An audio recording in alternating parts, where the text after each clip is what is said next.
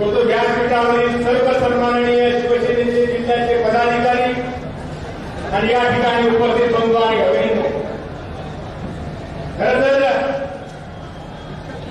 तर या मतदारसंघामध्ये मला 1 वर्ष शिवसेना जॉईन करून झालं आणि 1 वर्षाच्या शिवसेनेच्या काळामध्ये माझ्या 30 वर्ष भारतीय जनता पार्टीमध्ये काम करून सुद्धा माझं समाधान झालं नाही. तेवढा आनंद आणि अभिमान एक सांगावं असं वाटते. या मतदारसंघ हा खऱ्या अर्थाने शिवसेनेचा बालेकिल्ला होता, परंतु दुर्दैवाने 2004च्या किंवा 2000च्या मधल्या 15 वर्षाच्या काळामध्ये इथल्या शिवसैनिकांना कोणी विचारत नव्हतं. तो आज एक गावागावामध्ये जातो, लोकांना सांगतो की बाबा तुम्ही शिवसेनेचे 35 वर्ष 85 पासून 90 पासूनचे सैनिक आहात, तुम्ही बाहेर पडा. मला अभिमानानं सांगावं असं वाटते की सगळे आजोबा काका मामा या ठिकाणी मतदारसंघामध्ये भगवी मशाल पेटवण्यासाठी या ठिकाणी पुढच्या काळामध्ये बाहेर पडत आहेत. ती चित्र लक्षात ठेवत आहे. म्हणजे आजचं जर या मतदारसंघामध्ये चित्र बघितलं, हा मतदारसंघ विकासापासून वंचित आहे. या 78 वर्षाचा स्वातंत्र्य महोत्सव आपण मागच्या महिन्यामध्ये साजरा केला गेला, तर 78 वर्षाच्या काळानंतर सुद्धा या मतदारसंघामध्ये वाड्या नाल्यावर साधे रस्ते या इथल्या नेते मंडळीने नाही दिलं. अनेक गावागावामध्ये जर चित्र बघितलं की पाणी प्यायला सुद्धा त्या ठिकाणी परिस्थिती वाईट आहे. इथला शेतकरी रोज आत्महत्या करतो, हे चित्र आहे, लक्षात ठेवा. इथल्या शिक्षणाच्या पोरांची वाईट परिस्थिती आहे. आणि जर बघितलं माझ्या एखाद्या भगिनीला एका तांड्यावर गावावर जर नांदेडला किंवा डोळ्याला दवाखान्यामध्ये जावं लागेल, तर तो डोळ्याकडे जाईपर्यंत तिचा जीव जातोय. एवढा अविकसित भाग खरं तर इथल्या सगळ्या दुर्दैवी नेते मंडळींनी केल्या, मला सांगायला लाज वाटत आहे. गेले 4 वर्ष मतदारसंघामध्ये फिरत असताना या मतदारसंघाच्या जेव्हा समस्या बघतोय, कलंबरचा कारखाना मुख्यमंत्री भाऊंनी सांगितलं तर एकमेव कारखाना होता, परंतु कलंबरच्या कारखान्याचं भंगार सुद्धा ज्या माणसाने विकून झालं, त्याच माणसाने या मतदारसंघामध्ये राज्य केलं. भूविकास बँक ज्याने विकून खाली सर्वसामान्य शेतकऱ्याला न्याय मिळावा अशा चित्र होतं. भूविकास बँक ज्याने विकून खाली अशा पद्धतीचं नेतृत्व या मतदारसंघामध्ये गेल्या 25-30 वर्षापासून आहे. त्या 2 बाजूला धरण आहे, तिकडे निकोटीचं धरण आहे, मण्याची नदी इकडच्या बाजूला आहे, कृष्णपुरीचं धरण या भागाला आहे. 2 धरणं असताना सुद्धा माझ्या तालुक्यातल्या शेतकऱ्यांना पिण्यासाठी पाणी नाही किंवा शेतीसाठी पाणी नाही, हे विचारक चित्र आहे. मी आमदारांनी काय केलं? 5 लाखाचा निधी 10 लाखाचा निधी एखाद्या गावामध्ये दिला, तिथे आमदाराचं काम झालं, हे चित्र आहे. तर बेरोजगारी सकाळी ज्यावेळी पुण्यामध्ये जातोय, अनेक मंडळी म्हणतात एकनाथ पवार पुण्याचा आहे, आणि एकनाथ पवार पुण्याचा नाही, लक्षात ठेवा. एकनाथ पवार लोहाकंदाचा आहे. आणि पोट भरल्याच्या नंतर माझ्या आयुष्यामध्ये पैसे कमवणार, राजकारण नाही करत. मी राजकारण एवढ्यासाठी करतोय, माझ्या गावातल्या माझ्या तालुक्यातल्या सर्वसामान्य माणसाला न्याय मिळाला पाहिजे, माझ्या इथल्या बेरोजगारांच्या हाताला काम मिळालं पाहिजे, माझ्या इथल्या शेतकऱ्याच्या हमीभावाला त्याला भाव मिळाला पाहिजे.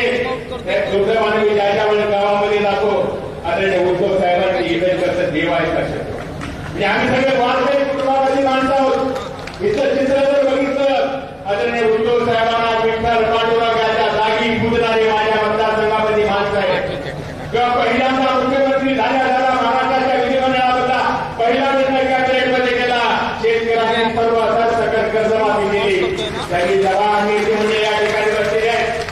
आज जे सरकार आहे या ठिकाणी भारतीय जनता पार्टीच्या नेतृत्वामधलं जे सरकार आहे, 1 नंबरचं जबान सरकार आहे, लक्षात ठेवा. म्हणजे लाडकी बहीण तुम्हाला 5 वर्षामध्ये दिसली नाही, आज लाडक्या बहिणीला तुम्हाला जर काही तर द्यायची वेळ आहे, आणि किती खोटं बोलताय लक्षात ठेवा. हे केंद्रातली परिस्थिती तीच आहे, आणि साहेब ह्या मतदारसंघामध्ये तीच चित्र आहे. म्हणजे लबाडाची डिग्री जर तुम्हाला द्यायची या मतदारसंघामध्ये, चिखलीकर आणि कुटुंबाला द्यायचं, तर या मतदारसंघामध्ये सर्वसामान्य माणसाचा आवाज एक होतोय. आम्हाला घराने काही या पुढच्या काळामध्ये मतदान करायचं नाही, आम्हाला घराने काहीच्या पुढे या पुढच्या काळामध्ये जायचं नाही. ते एखाद्या सर्वसामान्य शेतकऱ्याच्या कुटुंबाच्या मुलाला या ठिकाणी आपल्याला विधानसभेमध्ये पाठवायचंय, आणि खऱ्या अर्थाला विकासाची गंगा, विकासाची नदी आपल्या भागामध्ये जायचंय. तर मी मागच्या वेळी म्हटलं, आपण कंदाचा कार्यक्रमामध्ये आपल्या आयुष्यामध्ये पहिली भेट होती, तेव्हा तुम्हाला म्हटलं कंदासारखं शहर कंधारला अंधारामध्ये जर उजेड आपल्याला जर दाखवायचा असेल तर शिवसेनेची मशालच पेटवावं लागेल आणि याचा दुसरा कुठलाही आपल्याकडे उपाय नाही आहे. माझी आपल्या सगळ्यांना विनंती आहे. साहेब अजून एक गोष्ट माझी विनंती आहे तुम्हाला. हा मतदारसंघ थोडा आठवड्यावर जातो ही खूप व्यवस्थित माणसं आहेत. एक गोष्ट काय म्हणताय दादा हा मतदारसंघ खरंच शिवसेनेला मिळणार आहे का? खरंच तुम्ही लढणार आहे का? तर तुम्ही निवडून जाणार आहे? पण या प्रश्नाचं उत्तर साहेब करतात माझ्या मतदारसंघामध्ये लोकांना पाहिजे. तुम्हाला आज अभिवादन देतो साहेब. या मतदारसंघामध्ये निवडणूक अजून 2 महिन्यावर आहे. विधानसभेच्या निवडणुका जाहीर झालेल्या नाहीत. परंतु विधानसभेच्या निवडणुका जाहीर न होता आज गावागावामधला सर्वसामान्य माणूस सगळ्या जातीमधला सगळ्या धर्मामधला सगळ्या माणसांना या ठिकाणी घेऊन या मतदारसंघामध्ये किमान 25 ते 30,000 लीड आज आपण मिळू शकतो. हे चित्र आहे, लक्षात ठेवा. आणि या मतदारसंघामध्ये सर्वसामान्य मानपासून ठरवलं आहे की तुमच्या मोठ्या राजकारणाला लबाड राजकारणाला आश्वासन देऊन फक्त फसवणाऱ्या राजकारणाला गावागावात भांडण लावणाऱ्या जाती भांडण लावणाऱ्या भावाभावामध्ये भांडणाऱ्या राजकारणाला या पुढच्या काळामध्ये या मतदारसंघामध्ये जनता आपल्याला हातापार केल्याशिवाय राहणार नाही. मी तुम्हाला आज अभिवादन देतो साहेब. माझ्या इथल्या शेतकऱ्याची आर्थिक परिस्थिती सुधारली पाहिजे. इथल्या शेतकऱ्याला हमीभाव मिळाला पाहिजे. इथल्या शेतीवर आधारित उद्योग आपल्याला या ठिकाणी आणावे लागणार आहेत. इथला एखादा कारखाना आपल्याला या पुढच्या काळामध्ये चालू करावा लागणार आहे. माझ्या बेरोजगार तरुणांना या ठिकाणी आपल्याला साथ द्यावी लागणार आहे. आणि हे जर करण्यासाठी मला अभिमानाने सांगावं असं वाटतंय की आदरणीय साहेब तुमच्या नेतृत्वामध्ये कधी कधी माझ्या मतदारसंघामधल्या लोकांना माहीत नाही तो आदरणीय संजय राऊत एका मोठ्या भावासारखा आधार माझ्या भागात तेवढ्याच ताकदीने उभे आहेत. आणि तेवढ्याच ताकदीने खरं जर बघितलं की कधी संकटात असेल, कधी अडचणीत असेल, कधी दुःखात असेल, एक मोठा भाऊ माझ्या पाठीवर त्यांनी कायम आशीर्वाद दिलेला आहे. आणि तुम्हाला अभिवादन देतो. कधी कधी साहेबांना दुर्दैवानं सांगावं असं वाटतंय या मतदारसंघामध्ये पीक विम्याचा प्रश्न अत्यंत होईल. म्हणजे सगळ्या तालुक्यामध्ये पीक विम्याची दुष्काळी परिस्थिती जाहीर होते आणि लोहा कंधार मतदारसंघामध्ये होत दुर्भाग्य. याचं कारण काय? तिथले आमदार खासदार पीक विमा कंपनीचे साखर मोठं करायचं, पैसा घ्यायचा आणि सर्वसामान्य माणसाची वाईट परिस्थिती करायची. ही त्या मतदारसंघामध्ये आमदार खासदारांना परिस्थिती आहे. मी तुम्हाला आज आश्वासन देतो या पुढच्या काळामध्ये पीक विम्यासाठी शेतकऱ्याला आंदोलन करावं लागणार नाही. कारण आदरणीय उद्धव साहेबांच्या नेतृत्वामध्ये महाराष्ट्रामध्ये आपलं सरकार येणार आहे. आणि या सरकारच्या माध्यमातून आपला निश्चितच या पुढच्या काळामध्ये पीक विमा असेल, दुष्काळी परिस्थिती असेल, यासाठी आपल्याला आंदोलन करावं लागणार नाही. साहेब माझी विनंती आहे तुम्हाला. थोडंसं हा मतदारसंघ लांब आहे, मुंबई पुण्यापासून लांब आहे. परंतु दुर्दैवानं हे जे शहर आहे लक्षात ठेवा. इथल्या शहरामध्ये जर परिस्थिती बघितली कंधारसारखं शहर असेल, लोह्यासारखं शहर असेल, त्या पाणी पुरवठ्याच्या योजना तुला काढावं जलजीवनच्या माध्यमातून केंद्र सरकार पैसे देत होतं, राज्य सरकार पैसे देत होतं.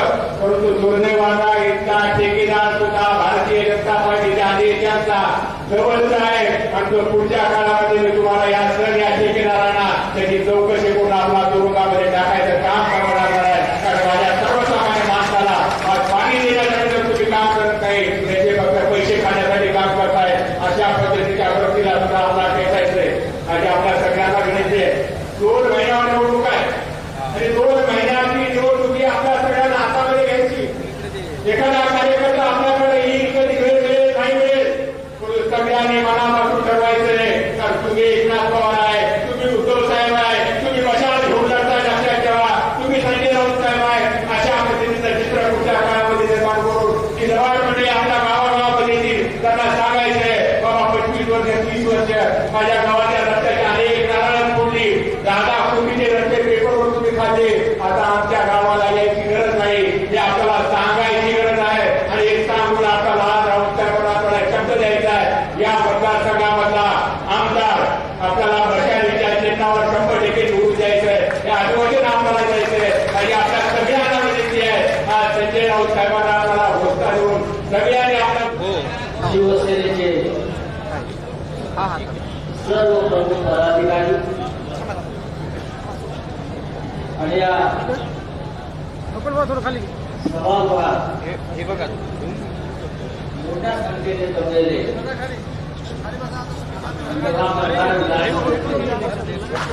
शिवसेने बंधू भगिनी सेट झाले हा शुभसंवाद मेळावा फोटोग्राफर आणि नवीन काळामध्ये अनेक शुभसंवाद मेळाव्याला उपस्थित राहिले. थोडा हा लोहा करण्याचा मेळावा अभिमान वाटावा.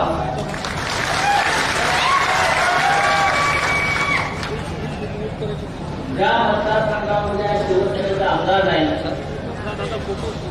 फोटोग्राफर शिवसेनेकडून सगळे लाईव्ह कोण नाही या मतदारसंघात. पलीकडून काढा वाद घ्या आणि तरी उद्या आम्हाला आमदार निवडून द्यायचा आहे. उद्या या विधानसभेमध्ये आम्हाला मतदान पेटवायचे आहे.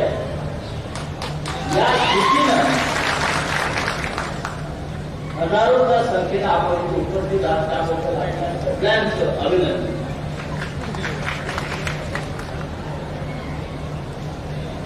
प्रवेश केला लोहा मतदारामध्ये प्रवेश केल्यापासून प्रत्येक ठिकाणी आपल्या शिवसैनिकांच्या शिवसेना प्रेमींच्या रस्त्यावर कृतीच्या झेंडू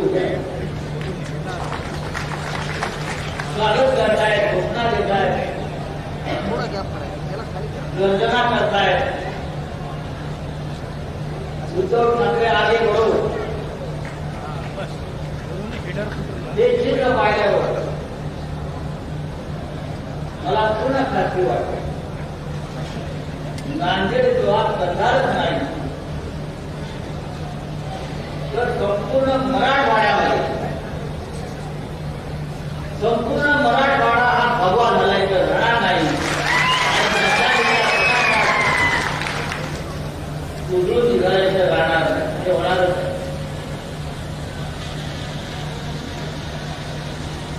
एकनाथ रावजी पवार आपण फार मेहनत करताय. आपल्या मेहनतीचं फळ आपल्याला नक्की मिळेल.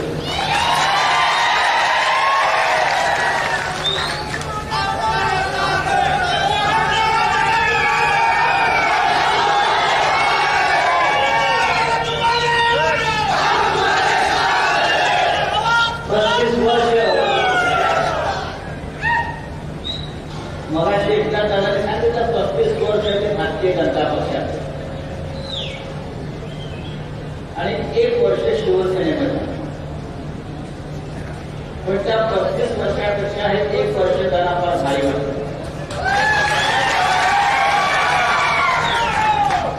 कारण शिवसेनेमध्ये मायेचा ओलावा कुटुंबात का आणि ते जे 35 वर्ष म्हणताय त्यातली 25 वर्ष आमचे पण गेले भारतीय जनता पक्षाकडे. आम्ही पण त्यांच्याबरोबर दिवस काढलेच म्हणायला पाहिजे. आणि ते कसे काढले आणि मग अमिताला कसे बाहेर काढले त्या इतिहासामध्ये आता मला पडायचं. पण आम्ही 25 वर्ष निष्ठेने आपुलकीनं भारतीय जनता पक्षाला साथ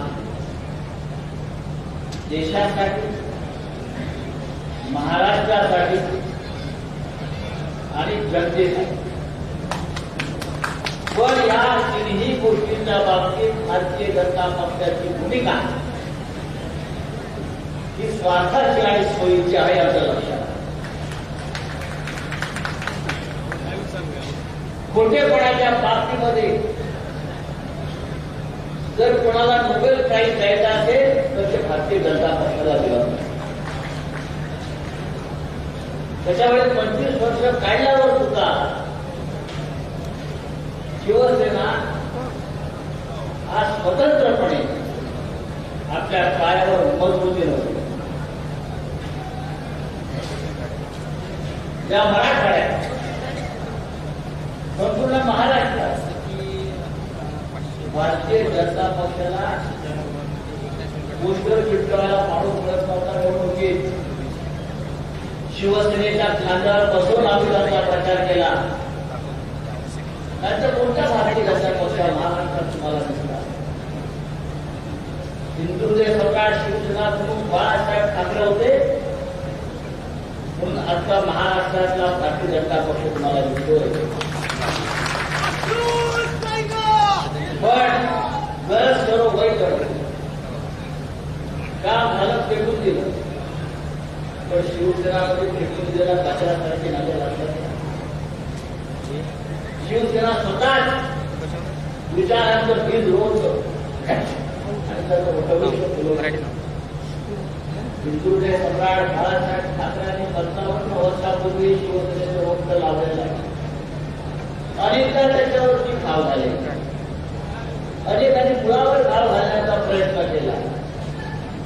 पण ही शिवसेना जशी होती तशी आजही असते. कालच तुम्हाला वेळ सांगितलं, शिवसेनेच्या स्थापनेनंतर 180 सेना निर्माण झाल्या. 180 एकनाथ शिंदेचे 181. पण या राज्यामध्ये आणि देशामध्ये 2 सेना टिकल्या. एक भारतीय सेना जी सीमेवर लढते आहे आणि दुसरी शिवसेना. आणि दोघांकडे लढण्याची दिशा घेतात. शत्रू आगावर आला तर त्याला शिंगावर घेऊन आपल्याची ताकद. त्याच्यामुळे नरेंद्र मोदी असतील, अमित शहा असतील, देवेंद्र फडणवीस असतील, कोणी असेल, जो शिवसेनेच्या वाकड्यात गेला त्याचा तुकडा पडला. हा इतिहास त्यांनी लिहिलेला आहे. 2 तुकडे गेले ना शिवसेने. शिवसेना तोडली. राष्ट्रवादी काँग्रेस पक्ष शरद पवारांचा तोडला. जो पक्ष बाळासाहेब ठाकरेंनी शेतकऱ्यांसाठी, कष्टकऱ्यांसाठी, महाराष्ट्रासाठी, या राज्यासाठी, मराठी माणसासाठी निर्माण केला. या राज्याचा स्वाभिमान राहावा, टिकावा, वाढावा.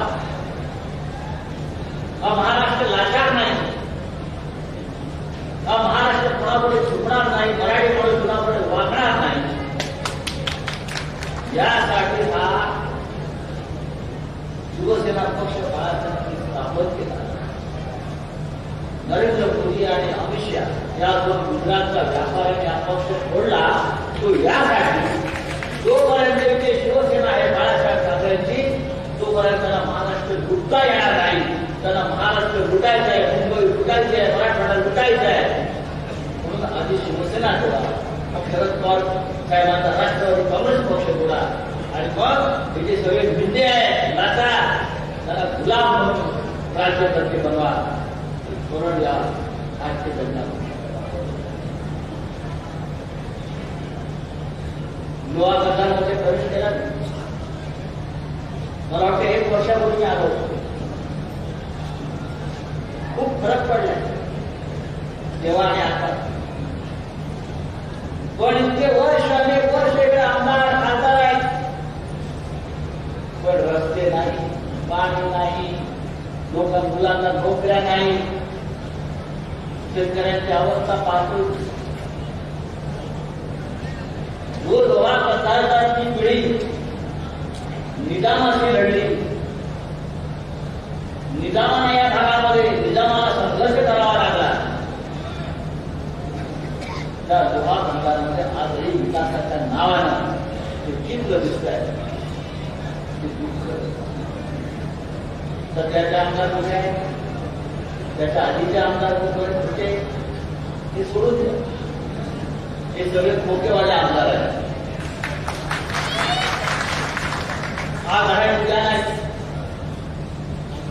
पण विकासाचं चित्र आपल्याला बदलायचं आहे. तर लोहा कंधार सह संपूर्ण महाराष्ट्रामध्ये जो आम्ही मशालीचं एक यज्ञ पेटवलेला आहे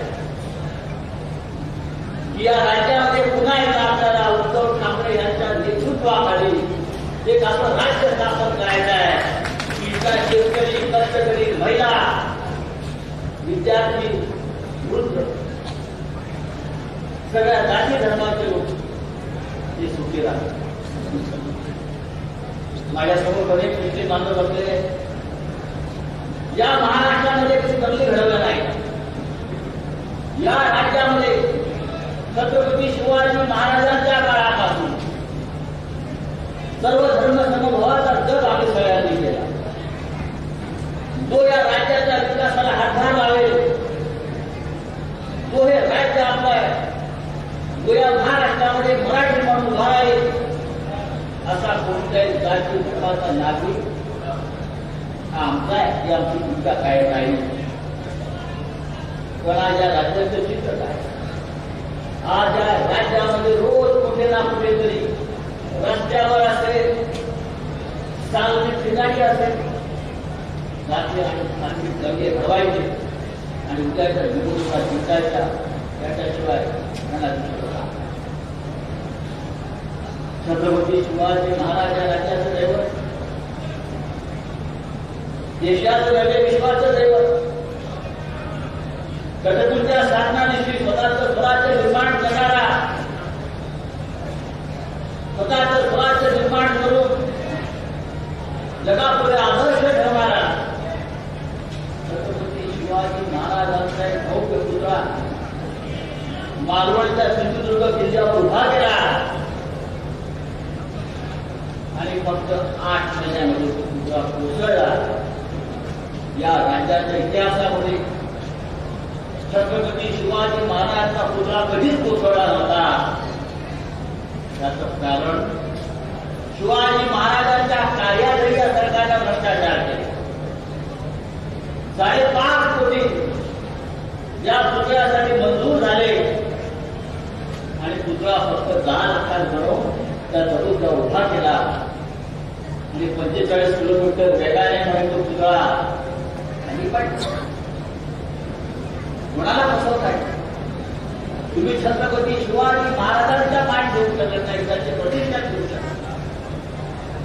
तुम्ही शिवाजी महाराजांचं नाव घेता आणि खोटं बोलता. तुम्हाला इथे राज्य करण्यात आलं. नरेंद्र मोदी या महाराष्ट्राची माफी मागतात. लाज वाटली पाहिजे तुम्हाला सगळ्यांना. शिवाजीच्या नावानं मतं मागतात, छत्रपतीच्या नावानं राजकारण करतात आणि एक साधा पुतळा उभा करू शकतात. गेल्या 10 वर्षापासून मुंबईच्या अरबी समुद्रामध्ये छत्रपती शिवाजी महाराजांचे भव्य स्मारक आम्ही उभं करणार आहोत. 10 वर्षात ते प्रधानमंत्री मोदी आले, समुद्रात गेले बोटीत, समुद्रात गेले बोटीत. ज्या जागेवरच्या पुतळा करणार त्या जागेचं पूजन केलं आणि तुम्हाला माहिती आहे त्यातल्या 4 बोटी या परत येताना बुडाल्या. जिथे हात लागले तिथं माती, ज्यांनी कुठेही हात लावला ती सत्यानाश होतो. हिंदूचे सम्राट बाळासाहेब ठाकरे जिथे जिथे हात लावला त्या जागेचं पूर्ण झालं, त्या कामाचं पूर्ण झालं. हा महाराष्ट्र घडवला. पण जेव्हापासून हे सरकार सत्तेवर आले, हात मारून त्याची माती होती, हात मारून त्याच्या सत्यानाश. इथेच आपल्याला बघावं. तिथे अनेक लाडक्या बहिणी बसलेल्या आहेत. लाडक्या बहिणी त्यांच्या आणि आमच्या नाही. 1500 रुपयात लाडकी बहीण होते. 1500 रुपयाची विकासासाठी लाडका बहीण. लाडका बहिणीचे अनेक प्रश्न आहेत. महागाईचे प्रश्न, लाडका बहिणीची मुलं बेरोजगार आहेत, लाडका बहिणीच्या घरातल्या समस्या, महागाईचे प्रश्न आहेत. ते कोणी सोडवायचे? 1500 रुपये दिले म्हणजे लाडका बहिणीचं मत मिळेल. या भागात जर सरकार असेल तर मी इतकंच सांगतो, लाडक्या बहिणी 1500 रुपये घ्यावेत.